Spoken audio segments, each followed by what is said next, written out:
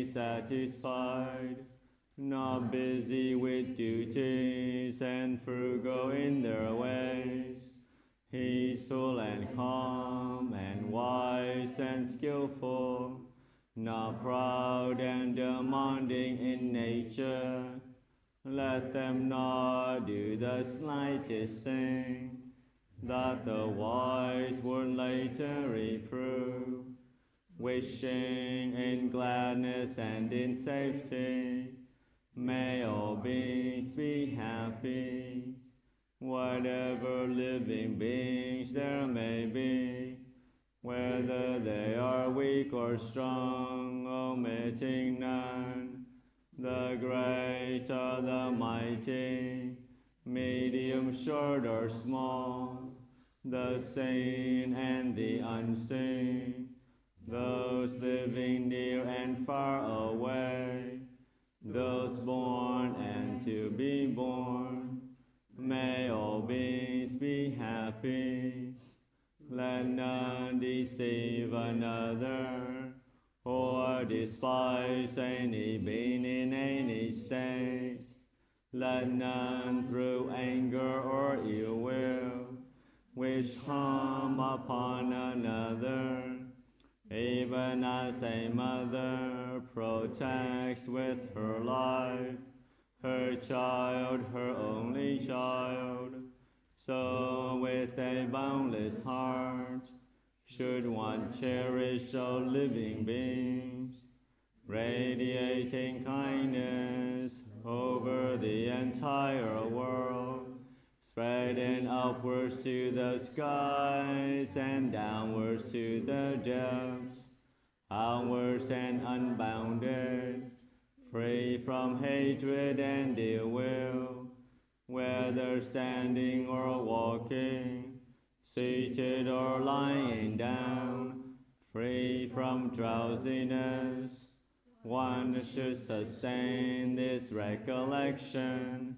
This is said to be the sublime abiding, by not holding to false views, the pure-hearted one, having clarity of vision, being free from all sense desires, is not born again into this world.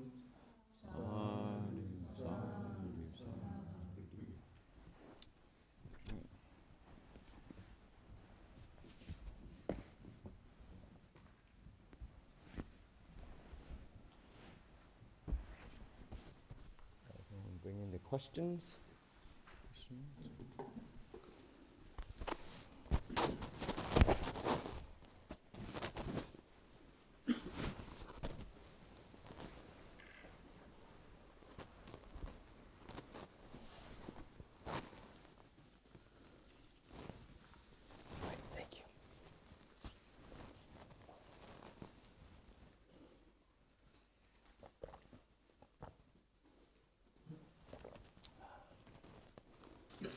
Oh, it's a lot of questions already.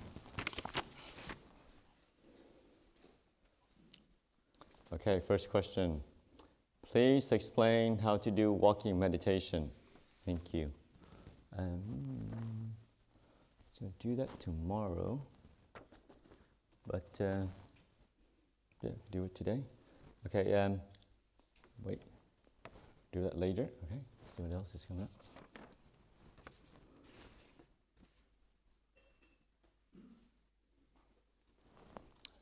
How to explain waves of attention and then pain. What does that mean? Waves of attention and then pain. Do you want to clarify that, or you mean working with pain?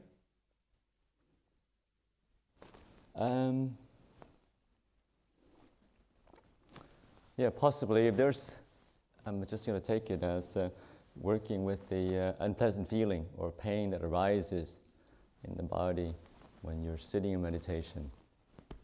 First, that is obviously normal. When you sit, for any length of time, the body's not used to it. There will be a pain in the body somewhere.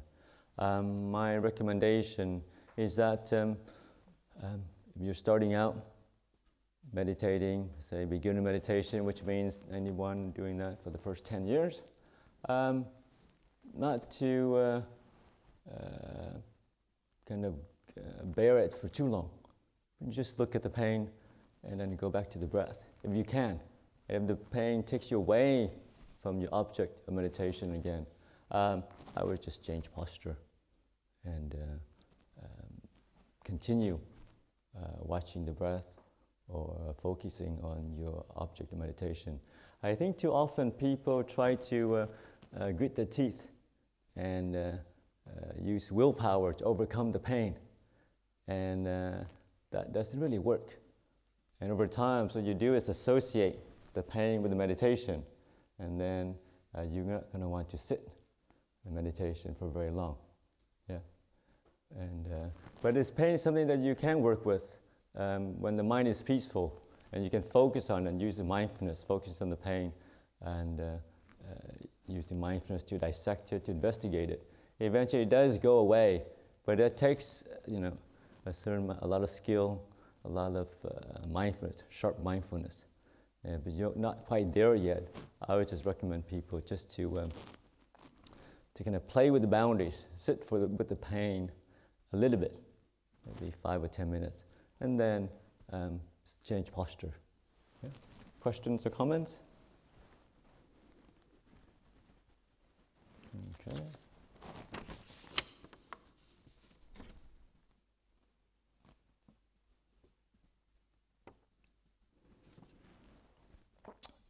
Personal question.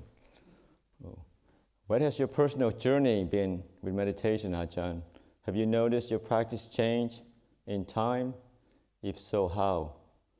Funny or harrowing? Stories. Must be stories welcome.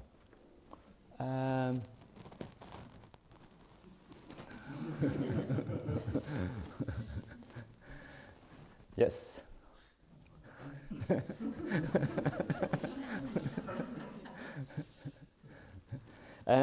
I think as the monk, as a teacher, we try not to get into personal stories too much and make it about, a personality or myself.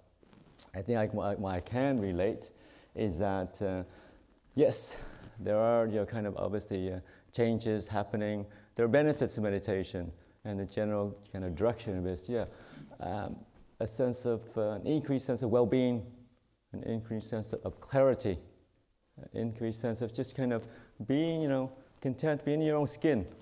That sometimes, like I said, we approach meditation, or we approach the practice of trying to be a better person, a more loving and wise and compassionate beings, which is fine. Or trying to get rid of, the meanness, the stinginess, and the cruelty that we see in our mind, the irritation, the anger. And that's also okay, I suppose. But I think through practice, that actually, it's not about changing who you are, really. But it's about just being at peace with your personality, being at peace with your strengths and weaknesses. And then those things change by themselves. So we're not like the driver of change, but by just kind of understanding who you are, understand the conditions that come together, understanding, that you are formed by a certain thing. We all have strengths and weaknesses, and not to make a self out of it, not to be proud with our strength, and not to feel, embarrassed or ashamed or weaknesses. But just by accepting them, these things change by themselves. And through the practice of meditation, it's just the stillness, the clarity of mind, just to see these things. And like the Buddha says, it is through wisdom that change happens. It's not through willpower. It's not through wanting. When you see clearly, there's no problem. Ajahn Chah said, with wisdom, there's no problem. There's no fighting. There's no kind of changing. And but with meditation, it is. With anything, it's like a craft.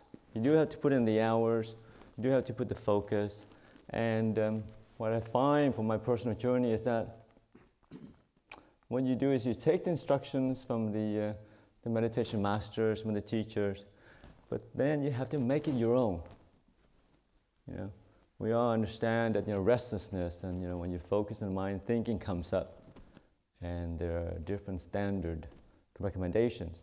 But how do you kind of cope with the restlessness in your own mind as they appear? How do you cope with embracing the object, as they appear in your experience? So my always recommendation for people is always, not to be afraid to experiment. Just see what works for yourself. Yeah, not always kind of read the textbooks, kind of guides, and then try to follow that. Because in each and every one of our experiences, it's always slightly different. Yeah, so do whatever it needs. When you're sleeping, do whatever it needs, whatever it takes to arouse wakefulness. When you feel irritated, annoyed, do whatever it takes to allow that to fade away. And and always kind of approach your obstacles, the hindrances, as a challenge. That's not a personal failure on your part. Do not take anything, and see it as something that comes up. And sometimes, as, kind of hearing these questions answered, you realize that, we all think that, we have a special problem with meditation, with practice. But listening to the questions of others, you'll see that everybody faces different issues, all in their practice, in different ways. Let you know that, it's just something that comes up and something that to work through. Yeah, it's not a personal failure on your part because you can't meditate or something wrong. No, it's just a natural process of the mind. An untrained mind moves a lot. Untrained mind gets annoyed, gets irritated, becomes unhappy. Yeah, but once you learn to work through it, you find, it's something that each and every one of us can do. Each and every one of us can meditate. There's no thing as a gifted meditator, and nothing as a bad meditator, really.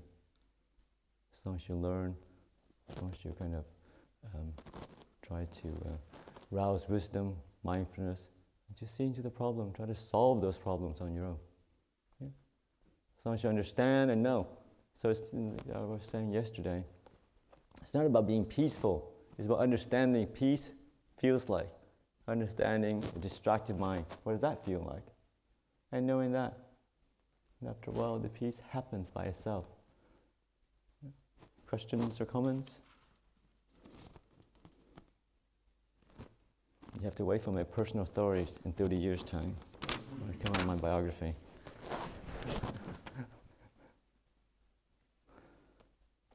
How difficult is it to achieve the first jhana? Is it a common achievement for all monks and nuns and lay people who meditate daily? I don't know, we should take a survey.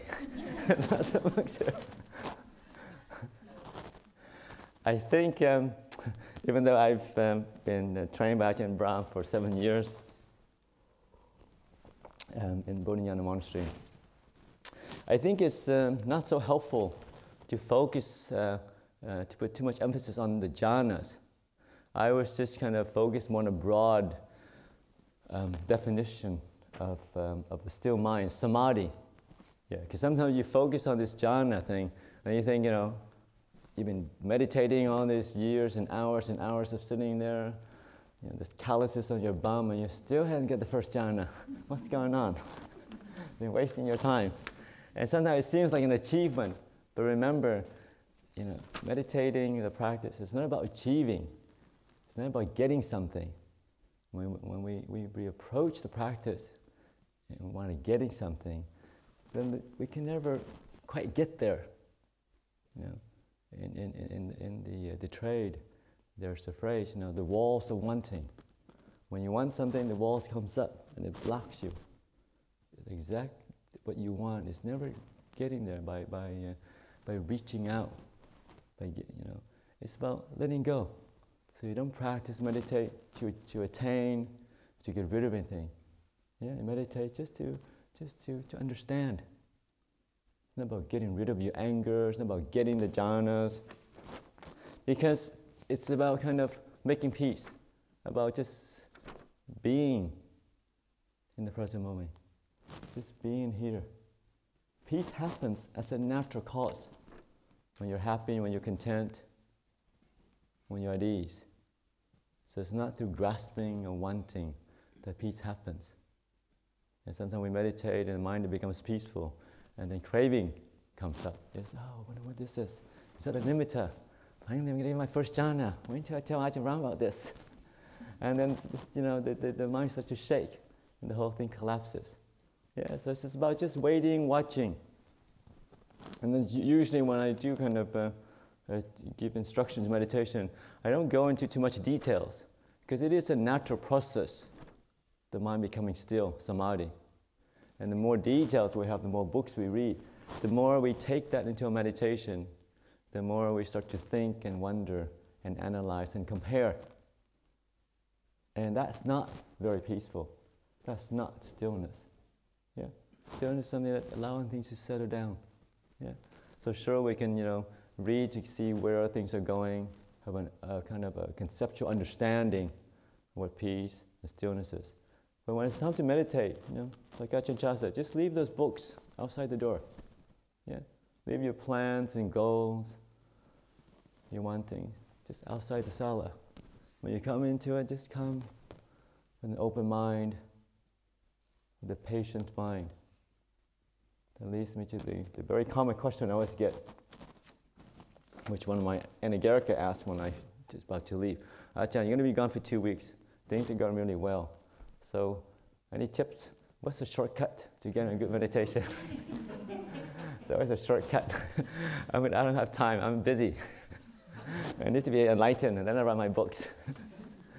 And I said, yes, the only shortcut is just patient, just waiting. The shortcut is gratitude and contentment. Just work on increasing, just feeling happy what you have already. Being happy where you are. And these things happen naturally. When you're happy, the mind opens up. Yeah? And when you want something, it just closes up because it focuses on its goal, its object. Yeah? So we're cultivating this kind of spaciousness of mind, just being aware, being open to accepting all things, to learning the good, the bad, and the ugly. So life is not a focusing, not avoiding, not choosing, but this confidence, this brightness, this clarity. To understand, to learn from life, to learn from our own mind, learn from our emotions. Yeah? So, the comment to Chief Rob monks and nuns. Yeah, and I said that samadhi is something that increases naturally as we practice. And like I said, whether it's the first jhana, fourth jhana, I wouldn't be too concerned with that, because it does, and I've seen that. Some people, when they meditate, let's say it's the first retreat, they come to it and they don't they haven't read so much, so there are no expectations, not too much knowledge, and they sit and they get into really deep meditation. Even the first jhanas, there's amazing bliss and happiness comes up. And then this guy who kind of fluked it, as we say, that he's been looking for that first jhana ever since. And it's been 15 years. Every time he comes 10 days, he's like, he's going to get back that. And that's the problem, yeah. That the wanting, the craving, is just more and more suffering. So we meditate to let go of suffering, yeah? Try to look in the mind, what is it that you want? Let go of that. Peace will come. What is it that you want? Let go of that as well. Yeah? And then peace happens naturally. But anything, it's a common mistake. It's, people meditate, of course, there is, obviously, it's kind of delusion, a sense of self, a sense of wanting that we come. But eventually, when you meditate long enough and you kind of keep hitting to the walls, running to the walls of wanting, eventually, something clicks. Okay, maybe I shouldn't have so many goals. Maybe I shouldn't have so many things when I meditate. Maybe just sitting here, watching what arises, and then peace starts to happen. So that's why I always encourage people, after each sitting, just try to feel what peace feels like. Eventually, it leads you in the direction of just gratitude and contentment, just happy just to be here, happy be in a room, happy to be in a quiet place, happy to be with the body that you have, with the mind that you have. Yeah, it's not a perfect mind, but it's good enough. Yeah. You can still find peace. You can still incline towards peace and stillness. And then as the mind opens up, things happen by themselves. And you understand, okay, yeah.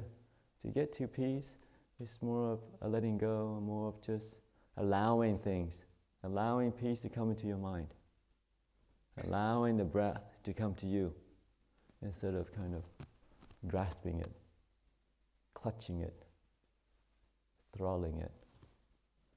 Because you read somewhere that you have to keep the breath in mind for 45 minutes, and then you get your nimittas, and then you might get your jhanas. And you sit there and I'm going to force my mind on my breath. How long is it? 15 minutes. I got 30 more minutes to go. You're sitting there, have all these plans. Yeah. But it's more of just sitting, watching the breath, and see what happens. Yeah. Sitting here, be in the present moment, and see what arises. Yeah. So it's always an interesting journey, each and every meditation. Yeah. And it's allowing things to happen, not a doing. Yeah, more just a being. Questions or comments? Okay.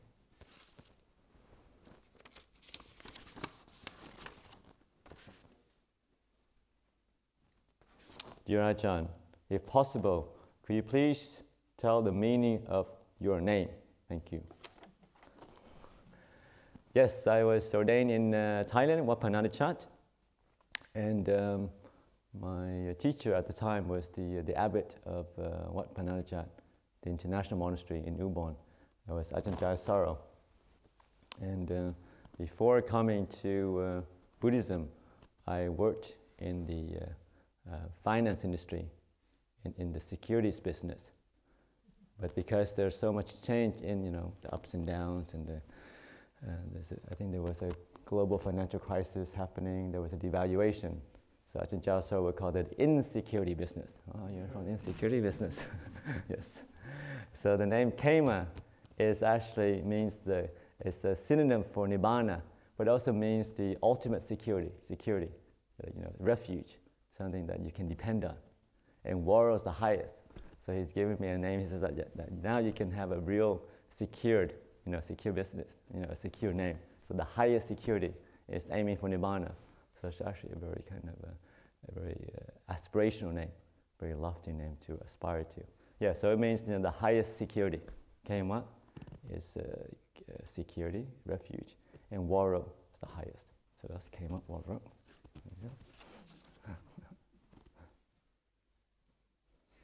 What do the colors of your garments represent?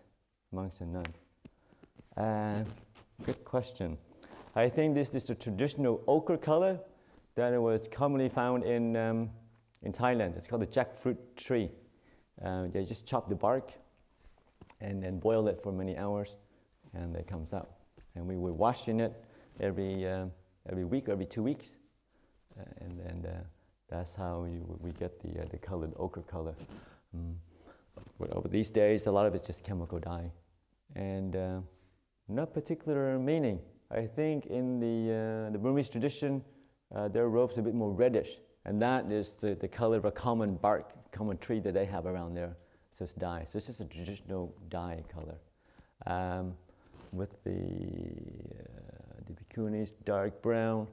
I think it's just more to distinguish the bhikkhus from the bhikkhuni, as far as I can tell. Yeah, that way when you walk in the dark, you don't kind of mistake one from the other and get too friendly.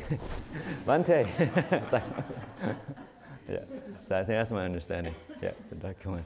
Yep.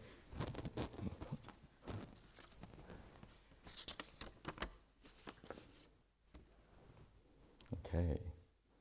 Dear Ajahn, I read that Luangpo Mahabua taught that there is something outside of the five khandhas, that there's an aspect of the citta, the knowing, that is eternal, undying, etc. Do you have any thoughts on this? Have you heard any of Luangpo Cha's disciples teach something similar? Also, do you have any cool Ajahn stories you could share with us? I think we should keep this to maybe the last day, and especially at the beginning, want to focus on more of just the practice, focusing on meditation. Yeah, that way we don't get distracted to too many stories. Yeah. So remember that I can talk about it. But also, I think with anything, it's just more ideas and concepts, and words are tricky. You know, you have an experience and you're trying to describe it. You know, and so it sometimes can lead to confusion. So, you know, so-and-so says this, so-and-so says that. And in the end, you never really know. So I find that I don't really take a position on one or the other. I think once you practice, you'll see for yourself when you get there, whether there's anything outside the five khandhas, or whether there's, you know, different things that they talk about. Yeah, because sometimes, you know, they talk about, like, you know, like enlightenment experiences, and it's, you know, obviously it's out of this world. So how to put that into word, how to put that into kind of the conventional language. So it's difficult, especially most of the Thai meditation masters are not kind of big scholar. So, you know, in terms of language capability, it may not be as precise as you have someone who is more scholarly bent to describe their experience. Yeah. Ajahn K. Will my busy mind ever settle down?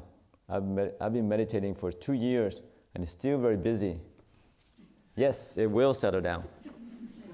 Come back to me in another 18 years and I will say. And that's the thing, we have such high expectations.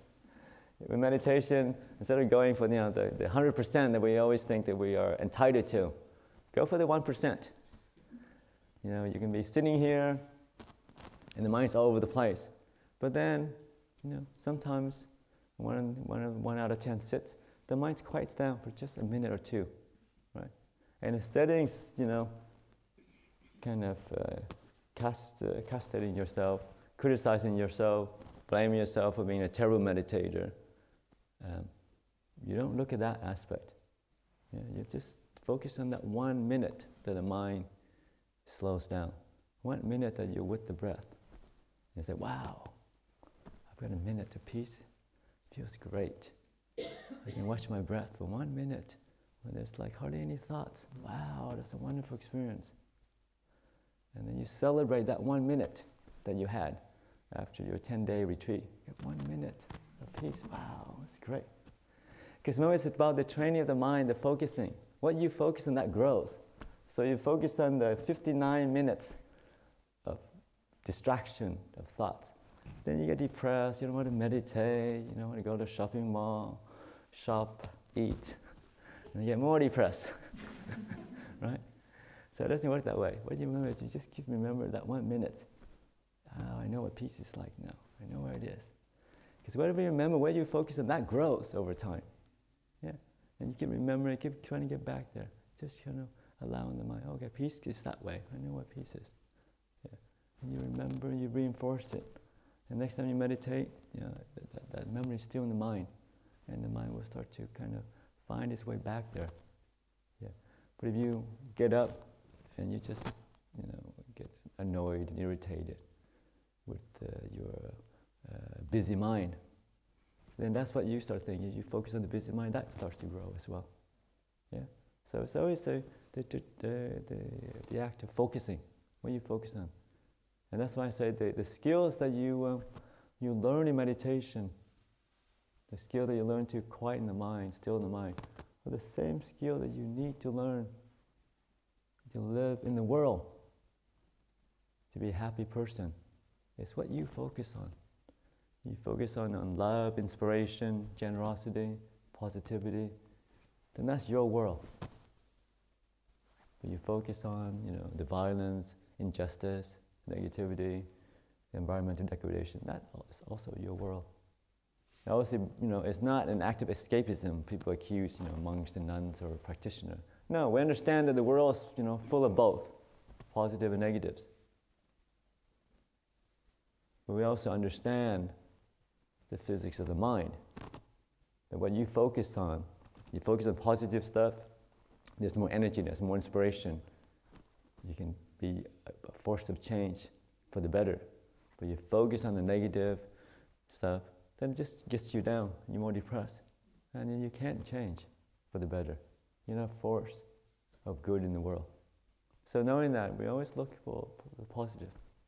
Knowing that, you always look for the positive in yourself and in others. Yeah? And especially meditation, just keep focusing on just that, 1 minute, 30 seconds of peace, of stillness, of just contentment. And those things will grow over time. Yeah? Any questions or comments? And it is a very, very gradual path. And sometimes, it's also a bit tricky because when you're more peaceful, those thoughts that annoyed you are not there anymore. So you don't notice, that how much improvement you make. And you always, because we're so kind of goal-oriented, we're always aiming for the jhanas or whatever, and then you always feel like such a failure because you never quite get there. But I think sometimes a good way to judge your progress, quote-unquote, meditation, is just to see, your relationship with people around you. How does that work? Or just feeling, how you feel throughout the day. Even if you have a terrible sit, sometimes you might not think, because we're such harsh judges of ourselves, we might think it's all that peaceful. But actually there's a lot of clarity, a lot of stillness. And then you find that there's, the mind has this ability to embrace, to accept life outside of the city. Yeah? Because I was teaching at Armadale, and we have this lady who comes every Tuesday, very dedicated, comes and sits. And we start chatting one night. She says, "Oh, you must be getting really good meditation. You come every single Tuesday that I've been here." She says, "No, every time I sit, mind's all over the place." But I come anyway. Because I noticed that my relationship, really, with my daughter, that's not always so easy. That's been improving over the last year. My relationship with people around me. That I have this, the ability just to cope with difficult situation. Even though mind isn't so peaceful, there must be some benefit. So that with that, she does put a lot of effort into the meditation. That even if you can't see it, because we have such high expectations of what a peaceful mind is like, that there are other benefits just sitting still, quietly. Yeah. Questions or comments?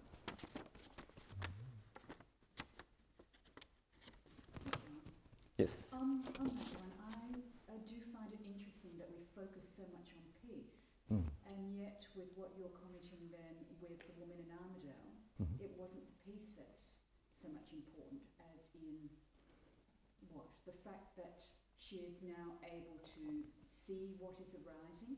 What do you think it is?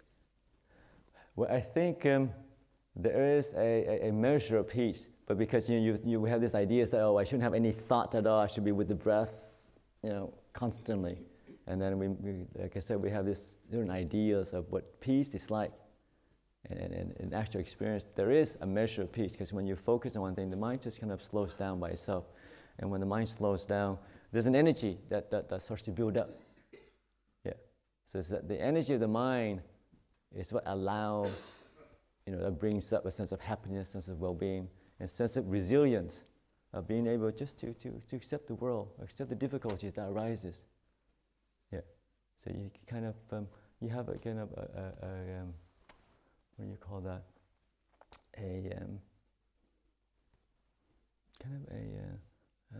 What would be the word for it? You just like have more feel in your tank for some reason. You just have that oomph. Sometimes when you're feeling good, things can go wrong. People can say silly things, criticize you, and it doesn't matter. You're still feeling happy because there's so much happiness there, happiness inside.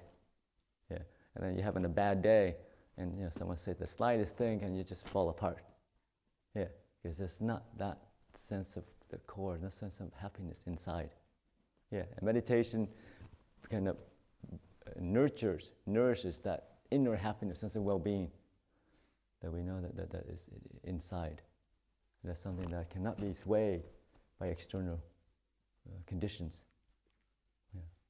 And I think that's what meditation nourishes, this inner confidence and ability to, just to be with things. Because when you're sitting and you're watching things move, emotions comes up and down, thoughts comes and go, craving comes and go, and then there's this kind of intuitive understanding. Yeah, that these things come and go, and they're not you. And then when life comes at you with different things, that you can also kind of have that the strength, ability, just to kind of to be still, to learn, to accept, to adapt. Yeah, I think in these we live in a very fast-changing world. So they have a word that the change readiness. That when the mind is happy and still, it can just flow with change. You're ready to move. You're not holding on to anything, holding to the past, the future, or into a sense of self, or how things should be. But you can flow with events as they come and go. Yeah, and with that, there's an increasing sense of belonging, of connection with life as it arises, life as it moves through. So I think that's what, as you cultivate meditation, is the thing to focus on. The ability is just to adapt, the ability just to change with the changing conditions of life. The ability just to watch the emotion comes and go, watch the praise and the blame, watch the gains and the loss that comes with life. And when we don't change, we don't adapt, we suffer because life changes, situation changes. Life never, changes in the way that we can't anticipate. And when we suffer, we realize, okay, yeah, I must be attaching something. Okay, that's interesting. Questions or comments?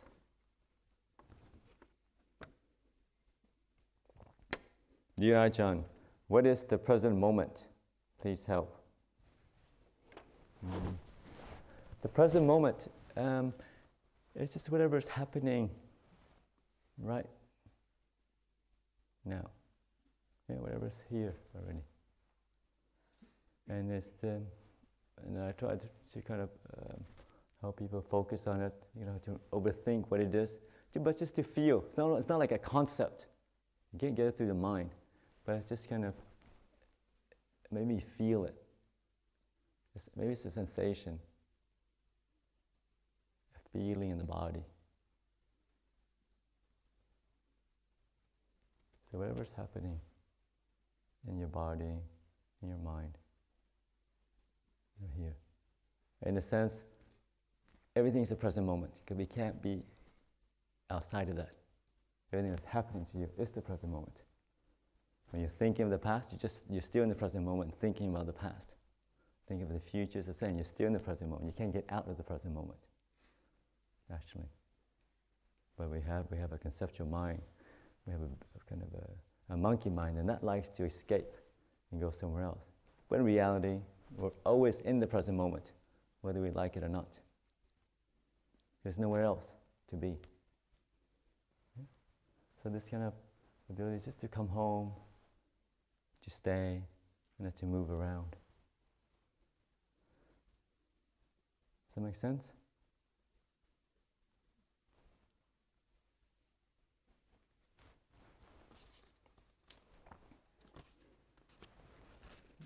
Not a question. Okay, maybe we do some walking meditation.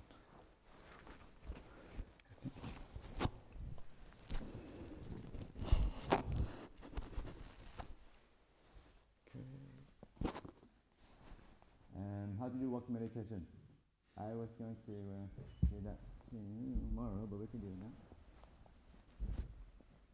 And there's many different ways, right? So, you can start off with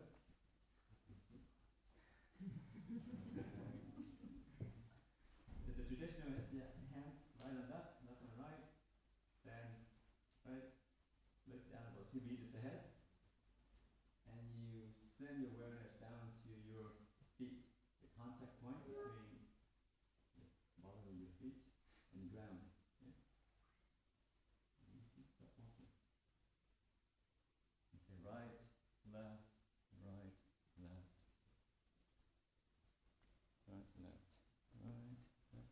walk in and relax.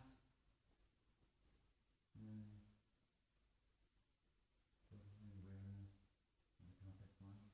Get to the end of your walking path. Stop. And a good body sweep. From the top of the head down to the feet.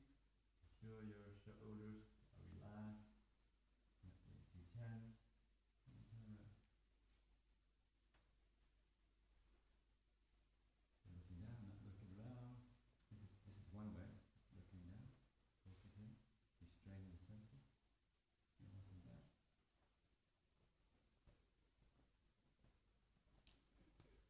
You don't have to go in slow-mo. I've seen people do that. You don't have to do that. You can walk normal. Just be aware of the walking sensation.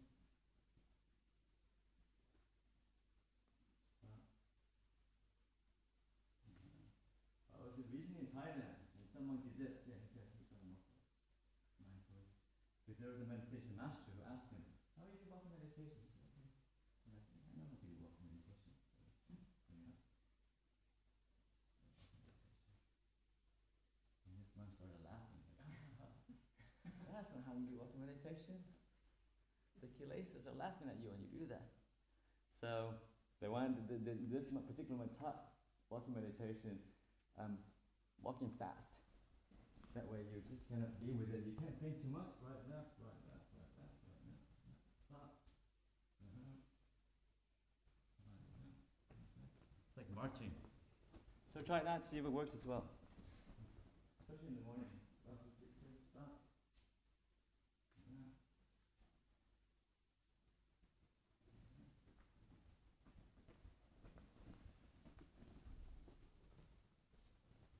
But always bring the awareness down to the bottom of the feet.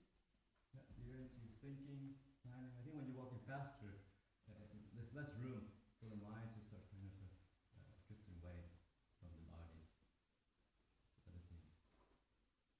But other times, with anything, just to experiment, to see what works for yourself. Other times you find that too, kind of thinking too much and walking super slow. I find walking super slow, sometimes it makes you a bit too tense because you're trying to control it and you kind of muscles become kind of more tense when you're walking too slow. And I'm trying to focus the awareness on kind of the touching of the feet, the rolling. For myself, and I do find it more useful just walking. A lot of times, just noticing just the muscle of the leg moving. Just walking, moving, walking in a relaxed, easy, gentle manner, not being too tense. Always kind of feeling the body. You're sending your awareness into the body. And the advantage of walking meditation is that it's a change of posture, it brings some energy, especially kind of early morning or late at night. And you find in the retreat, we sit for many, many hours. The body can be quite a bit sore as well. So it's a way to kind of balance out energy. And it's great for your digestion as well. Walking a lot helps you digest. It's good for your health. And the other thing was that once you get the hang of walking meditation, then you can walk around, still, being peaceful, still have the mindfulness. Because sometimes you sit, and it's very peaceful. Your eyes are closed, you're not moving, very peaceful, but then you get up, and then all the mindfulness goes out the window. Because you have to look around, you have to walk. Yeah, but you can walk and cultivate a sense of stillness as you're walking around. Then, as you walk, you can take that back to your daily life. You walk in the car, the park, the office, you're not lost in thinking, not lost in planning, but you just, you're present, you're in the body. You're not thinking, not planning, and you're walking all the time. So you can incorporate that in your daily life easier than sitting. Which means you have to sit in a quiet place with your eyes closed all the time. We're always walking around different places. And the pace is, like I said, something that each and every one of you have to kind of work on. Some days, better to work faster. Other time, work slower. Yeah, there's not like a one thing that's good for everybody at all time. And you can experiment, play with be meditation, it would be walking backwards.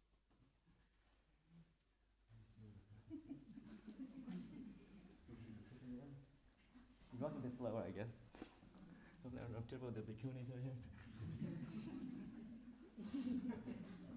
Oh, they're getting worried.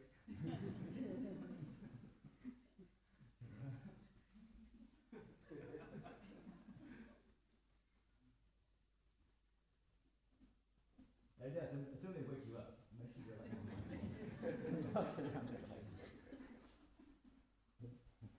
Any questions or comments? Yes? I have really bad asthma, and sometimes walking normally, even 10 metres, I'm just, that's it. I have no air.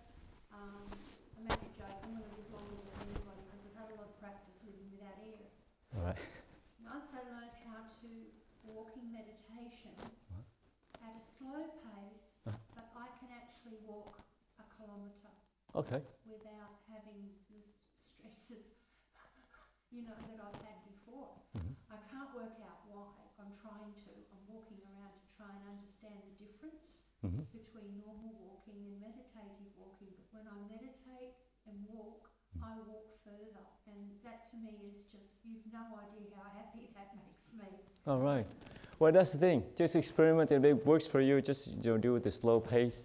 Then stick with that, and not feel like you have to walk in a certain pace and walk a little with other people.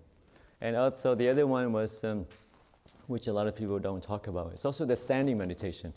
You can also just stand and meditate on the breath, or just standing there. The standing posture is also very good. You feel for some reason you can't walk very far, walk until you get tired, and just stand for a while, and just to be with the body, with the different sensations, be with the how much pressure your body is put onto the ground. Yeah, so just you can do the body sweeping, the top of your head down to your feet. Yeah, so standing meditation is also another posture that you could use if walking for too long.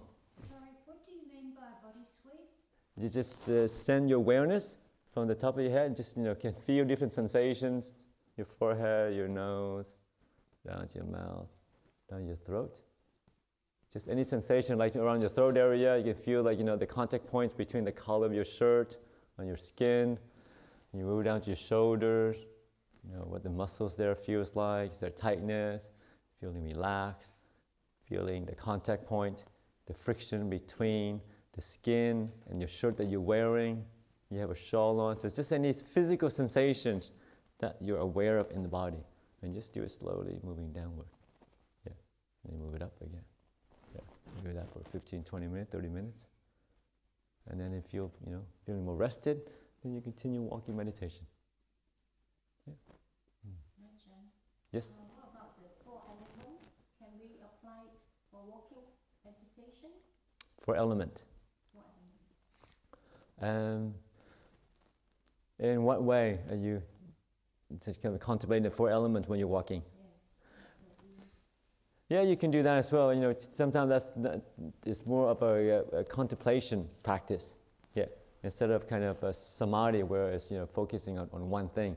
So when you can contemplate the 4 elements when you're walking, just touching earth, feeling the earth element, or when you focus on when you're walking, you're breathing at the same time. So the air element. Yeah, so you can contemplate the different ways of the 4 elements, how that affects your body or around.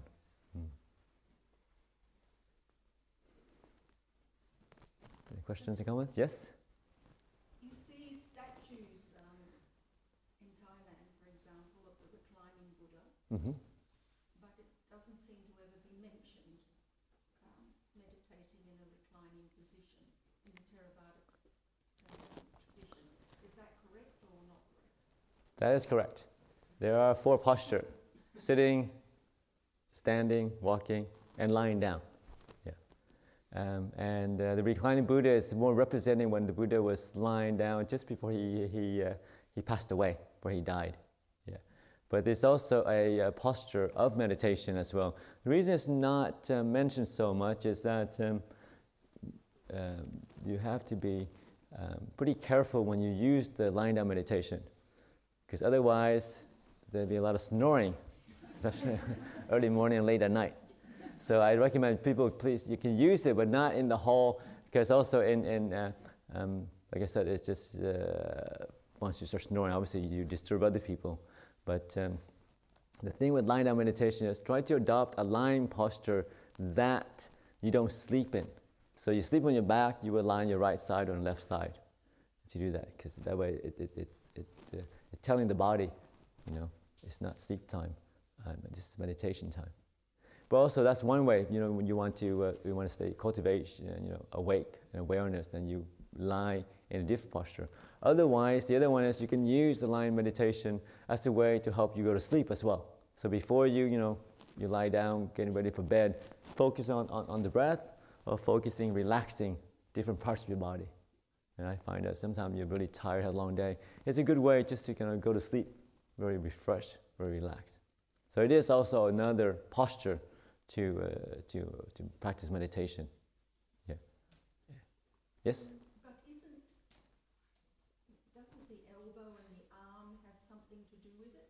Like, you're not lying flat, either on your back or flat on your side, are you? Not in the statues that I remember.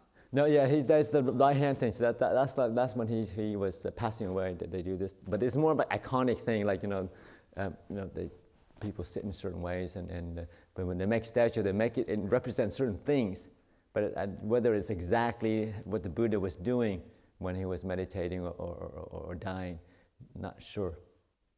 Yeah, and I think the hand was kind of represent like being awake. Yeah, being alert, more so. Yeah, but in terms of lying in meditation, you don't have to adopt that posture, lying on the right hand side with your hands up. You just lie in any way that you feel comfortable. Yeah, your back and your stomach and whatever. Yeah.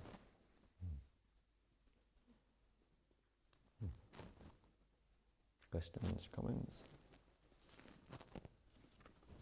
Okay,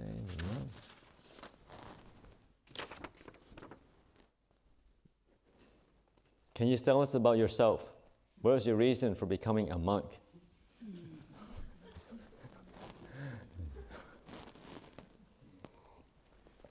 I had no choice, I think, basically. I was conditioned.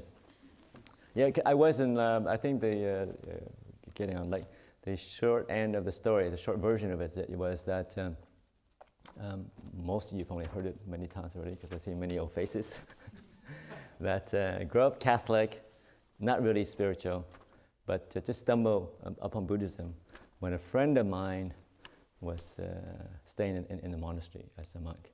Yeah, and I only wanted to meditate because the monk who was teaching me to meditate, he must knew that I was of a greed character, and he said, when you have good meditation, you can see the future. So that's the only reason that I want to meditate, because I want to see the future. And then, but as you meditate, you discover peace and stillness. Then, so that kind of took over.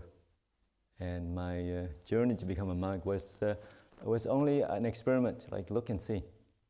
Yeah, I only wanted to be not even a monk. I only want to stay in a monastery for 1 year and see what happens. Yeah, but then 1 year turned into 5 years, and then turned to 20 years. So that's my journey. So you never know what happens when you go to a retreat. When you stay in a monastery, you think it might be 1 month. Could be a lot longer. Yeah, and I do tell people that, and it's not a particularly unique story. You hear other stories of monks and nuns as well. When it's meant to happen, things just kind of take on a life on its own. And the opposite we also see a lot. People come and, I've sold my house, got rid of my wife and kids. I'm ready to hear I'm nirvana or bust. 2 weeks later, they leave. I've had enough of you guys. I don't like you guys anymore. Buddhism sucks. I'm off doing something else. Like, yeah, okay. Yeah, so it's not meant to happen. It's not meant to happen either. Yeah, so just kind of be aware of that aspect as well. Yeah.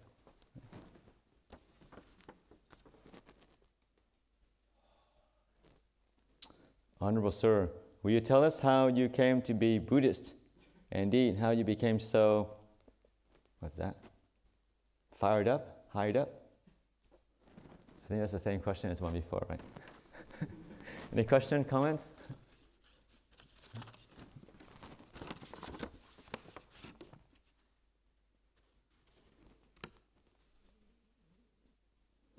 Okay, this question is in relation to reincarnation Buddhism.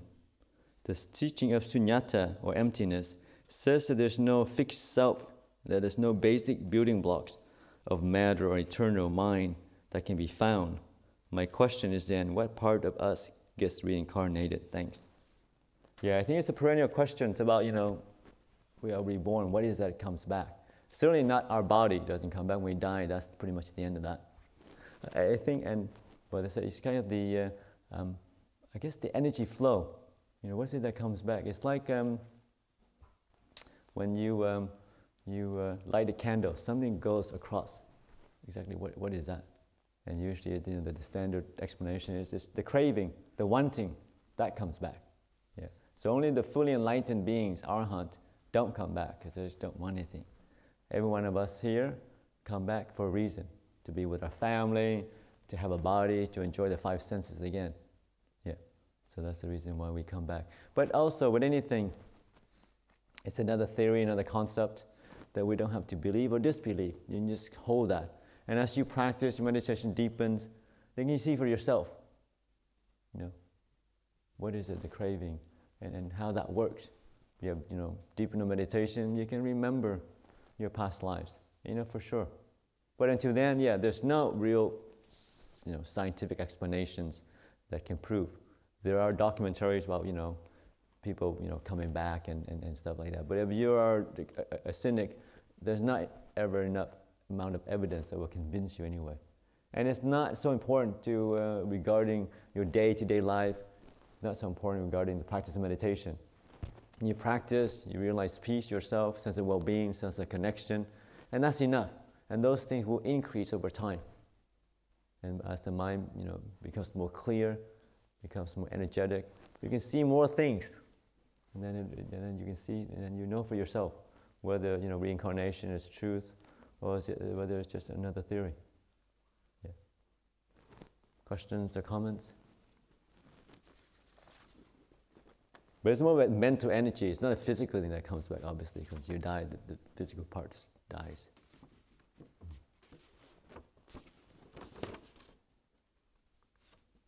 Okay, so it's the same one. Please talk about methods for walking meditation. Done that.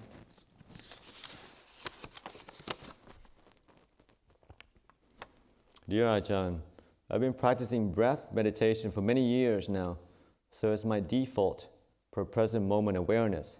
Sometimes in walking or doing other activities in daily life, my mind will come back to the breath on its own. Should I focus on the breath or on the physical movement of the activity I'm actually doing?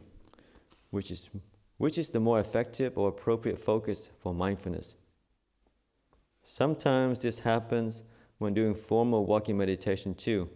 Thank you. Whatever is the clearest for you at that moment. So if you're doing the physical activity, the movement, that's the clearest, then focus on that. But if the mind goes to the breath, and that's the clear, you can, aware of each in-breath, aware of each out-breath, and aware of all the sensation in between. Aware of the turn when you turn from in-breath to out-breath. Then stick with the breathing. Yeah. So whatever is the clearest for you at that time, stay with that one. You need to kind of force the mind in one way or another. Questions or comments? Is that clear?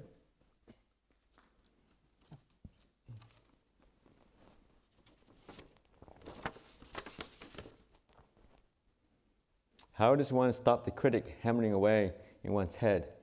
Actually, you're not good at this, are you? Yes, that's kind of a common issue that all of us have to deal with. And so that brings us to maybe possibly the next, tomorrow's guided meditation, which is metta, this ability just to accept, to embrace, our weaknesses. Accept, embrace the weaknesses in others. Ability to understand. Yeah. Because sometimes the critic is, it's kind of expression of ill will, irritations. There are kind of natural forces in the mind. When the Buddha said, unless you're fully enlightened, there are 5 hindrances that stops you from having a peaceful mind. There's sensual desire, which is greed, wanting things to happen, wanting jhanas, wanting peace. The wanting is not so peaceful because you're reaching out something that you don't have already. And the second one is the ill will, irritation. The critics in the mind, they want to getting rid of things. Yeah? And so that's knowing that that's normal. We all have a critic in the mind. So not to get annoyed with that. So now, first you have 2 problems, right? One is you have the irritation, and then being irritating at your irritation, you have 2 problems on top. Yeah, so not to worry. No, okay, this is normal. Yeah, this is just, a grumpy mind I have at the moment. Never mind. I want to see what happens. Yeah, so those are the 2 main obstacles to a peaceful mind. The other ones are doubt, thinking too much, not knowing what to be doing. Third is sleepiness, sloth and torpor. It's just the mind's not that clear. So focusing on the breath, it just goes in somewhere else. A bit of dark, a bit of kind of cloudiness, not knowing where. That's also normal. And then restlessness. Yeah, mind thinking too much. Yeah, so those are the 5 kind of obstacles that are in the mind when you're not fully enlightened. So when you're meditating, expect and accept that they will come. Your job is to understand them, to find skillful means to transcend or let them go. Yeah. But first and foremost is to accept that challenge. It's not a failing on your part. It's not your fault. Sometimes we take that as a personal failing, that you're not with the breath the whole time, that something's wrong with you. No, it's a common occurrence. It's what you get for free, I tell people. When you want peace and stillness, you have to develop, you have to focus on that. You want energy, you have to focus. Distraction, confusion, irritation, they come knocking on your door. Yeah? Yeah, so the wholesome states of mind is something we need to cultivate. That's why the Buddha says it's always about the training, about the focusing, about inclining, developing. Yeah. And that the mind does, goes to its natural state. It goes towards confusions, goes towards irritations and wanting. Yeah. Questions or comments? Yes, Stephen.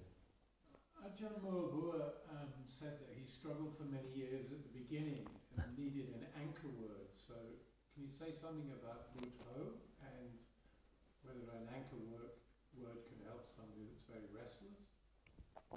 I think it would, but I try to recommend to other people, and my understanding is they usually don't like it, especially for kind of a Western educated meditator. The mind, but there's this conditioning in our society of putting so much faith and trust in the thinking mind. So we want to think our way to Nibbana. We want to figure everything out in the head. And so when I tell people, just do Buddho. Well, I tried that already. It doesn't work out, John. I get really annoyed. I get irritated. And Buddha doesn't mean anything to me anyway. Yeah. So, but if you do have the faith and the trust and the persistence, and just to stick to a mantra, and it's a great way to cut away the thinking mind, the doubting, and all that arises. And it's quite peaceful. But it does. And I tell people also, actually, the irritation that arises is actually not a bad thing. It's actually a good thing. That is meant to cut against your craving. And when you cut against your craving, irritation and annoyance appear, because that's the defilement doesn't like to be challenged. They want you to continue thinking and think you can figure things out.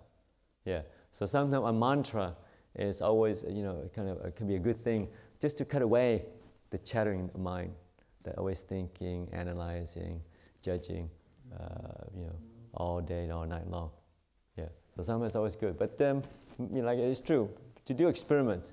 Maybe Buddho doesn't work for you, but other kind of words, other mantra can also have a good effect.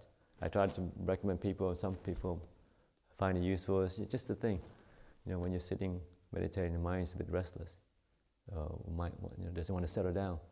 Just say to yourself, nothing to do, nowhere to go. Nothing to do, nowhere to go.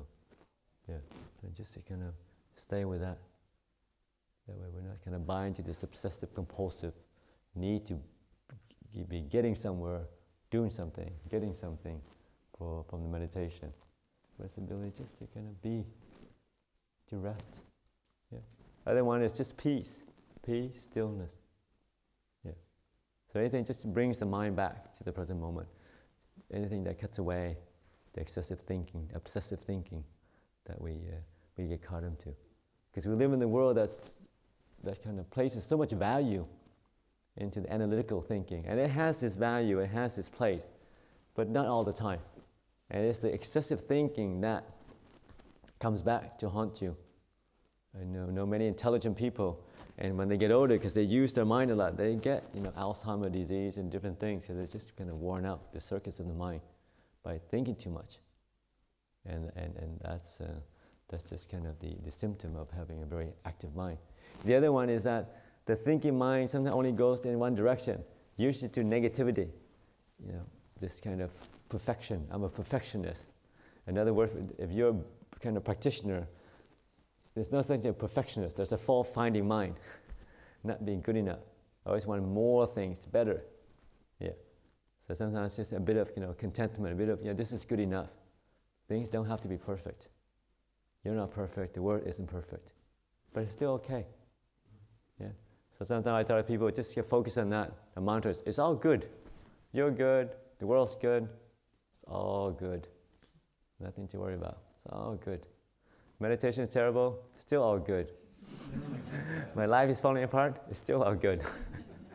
Because it's the way it is. It's all good. So I was saying that to another monk, a senior monk who used to train me, and he was just teaching. I said, oh, what he would say? He would say, oh, what do you want from something? I said, no, I'm all good. I said, I'll be the judge of that, whether you're good or not. So that's a joke we had. I'll be the judge of that, you're good or not. But it's all good. Any questions or comments?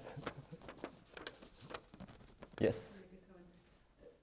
Your instruction earlier today, nothing to do, nowhere to go, didn't work for me. Sure. I find that it immediately made me think, is it really nothing to do, nowhere to go, maybe? So I quickly abandoned that. Uh-huh. And I just thought, what's the opposite of those two? And I came up with peace now. And that worked better for me. And I find that negative instructions, like what's then not to, actually distract me in that direction. So I thought I'd share, in case someone else was facing similar issue with that. No, it's true. Like to go back to the instruction before, it's a suggestion to see what works or not. And then and it's good that if it doesn't work, then it's also good to find a way that resonate, a word that you resonate with. Yeah, and not to be afraid to experiment. Yeah, sure. Got the intention. That's right. But it wasn't working for me. No, and peace and now is roughly point to the same direction. Exactly. Yeah. But that was working better for me. That's right. That's right. Because it was, as you say, where your mind goes, that develops. That's right. And if my mind goes into, is there anything to do or anywhere to go, maybe, whereas peace now, repeated it a few times in my Right. life, not really that much, and it calmed me down better. It is. That's true. It's a pointing towards peace. Now you can't get too excited. You can't not a whole lot too disturbing. Yeah, the peace and the now, whatever. I also find that with mantras, the shorter the better Mm-hmm. for me. Right. If I ever use mantras, so tend not to go towards lengthy phrases. Right. Just something, one word or two max. Right. Yes. This mattress idea, Uh-huh. I mean, I didn't go with nothing nothing to do because I haven't done anything for years. Doesn't help me. But I thought it was controlling. Okay, So sure. I'm trying to keep my mind still and not use words. And now you're saying, no, it's okay, you can use words. So that was a bit confusing. It's, with anything, it's a skillful means. You know, we're all trying to point the same direction. It's that, you know, they're not doing the contentment, but how to get there. And different people relate to different things. If, you know, you're a compulsive doer, then nothing to do, nowhere to go. It's just allow you to say, okay, I don't have to do anything, I can just rest. So that was the intention. But peace now, you know, that points you towards the same place of, the, you know, relaxing.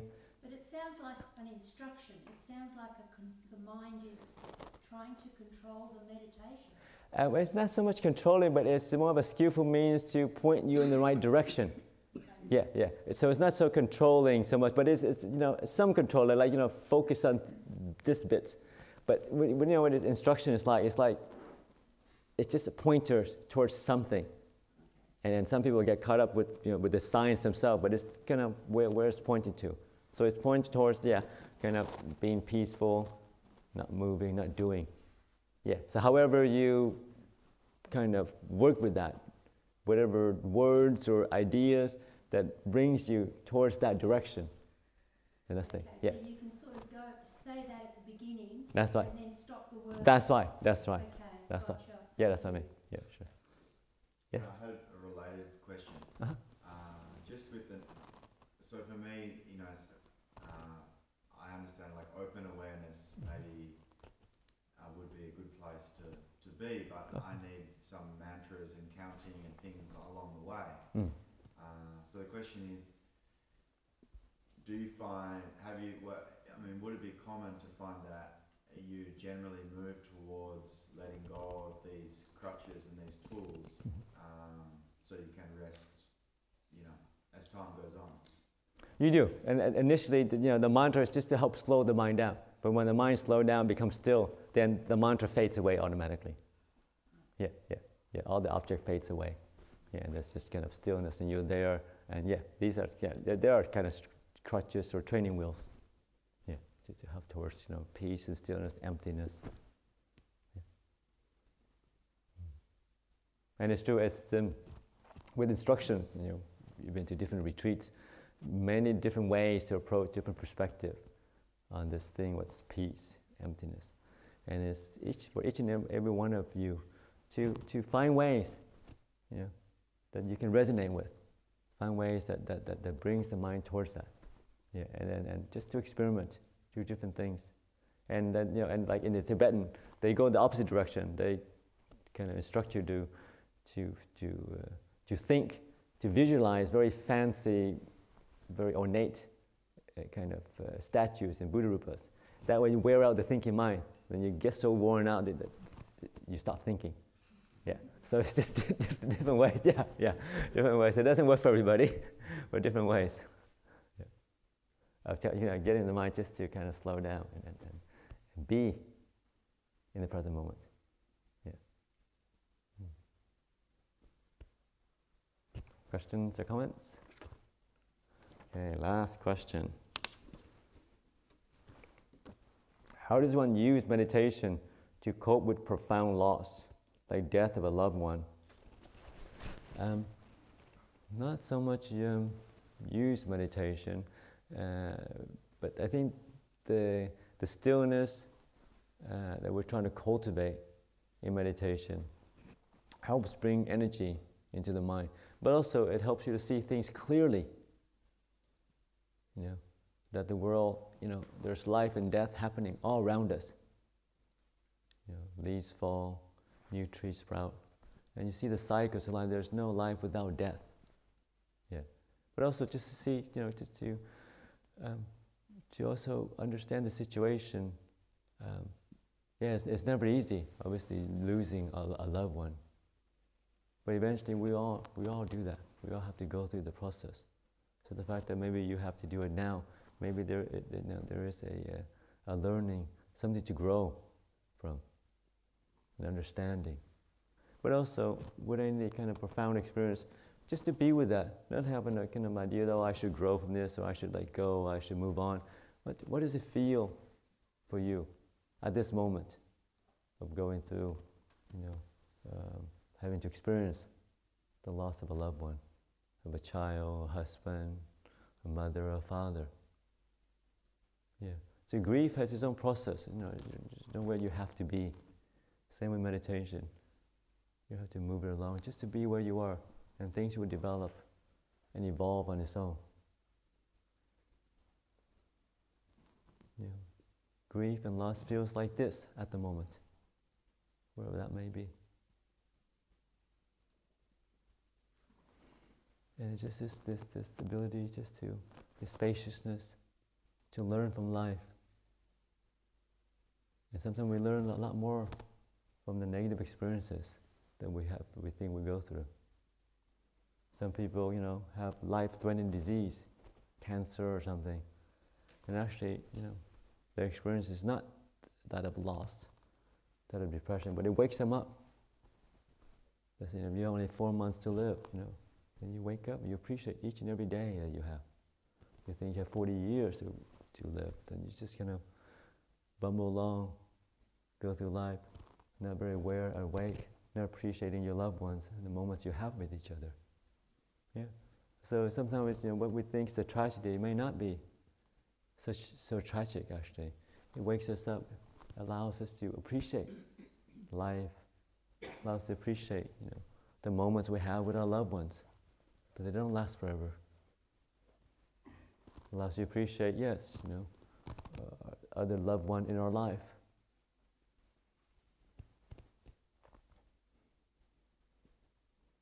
Does that make sense? Questions or comments?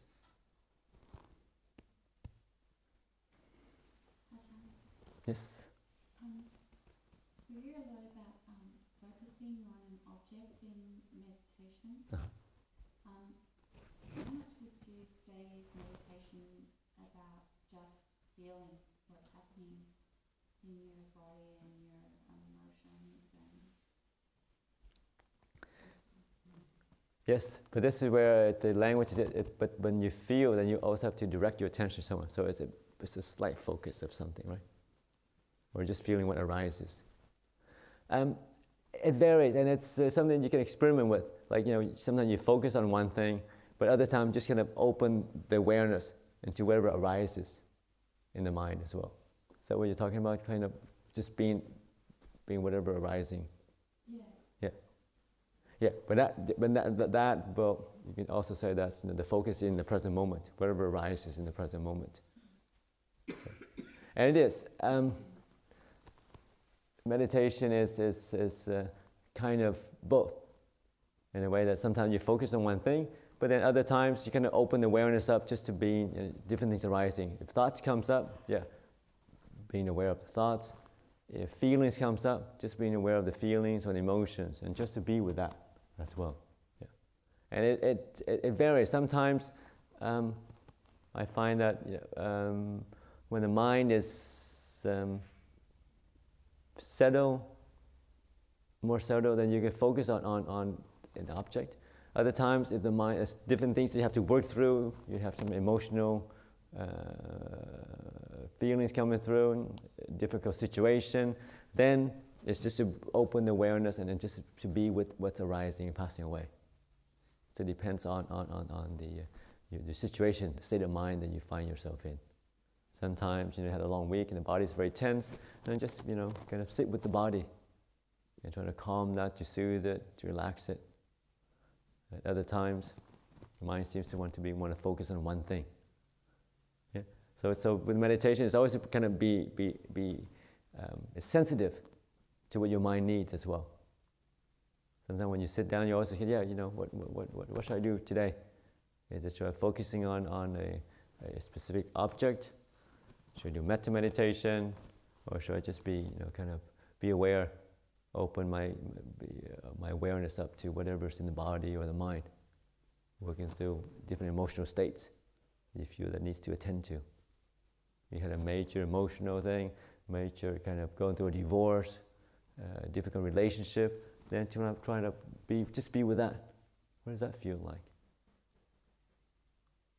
Yeah, so it is, and there are different types of meditation, different way of training the mind, different way of just being with your body and your mind. Does that make sense? It is. It's not about kind of escaping. It's not about kind of banging on one thing. Okay, someone actually watch the breath. Every day, sit down, just bang away the breath, in breath, out breath, in breath, out breath, and just start counting. No, it's just like, okay, now what do I need to do today? What does my body and the mind feels like it needs to do? Yeah. So this aspect of wisdom, aspect of tuning in, being sensitive to what you need in the present moment. Yeah, and as you practice to become more sensitive, it starts to grow. Get a better feel for what you need, what object is good for you to develop, what mantra is good for today. Some mantras worked great a couple of weeks ago. It starts to lose its edge. Okay, maybe it's time to kind of change it. So it's not kind of automatic thing that we go into, okay, go meditation, just watch the breath or whatever, half an hour, and then get up and finish. It's always this kind of experimenting, changing things, working, tuning in. Yeah, it's like, I've been feeling a bit irritated. Okay, maybe a bit of better meditation will do some good. Or just being sitting still and see what arising in the mind. That's what I need some person. Yeah, so it's always kind of a tuning in, being sensitive, being aware, being awake, and using your innate wisdom to kind of figure things out.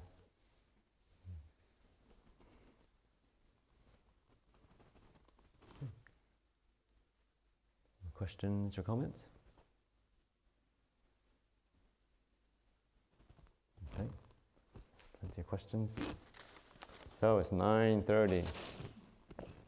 You can continue doing some sitting, walking meditation, or lying down meditation in your own room.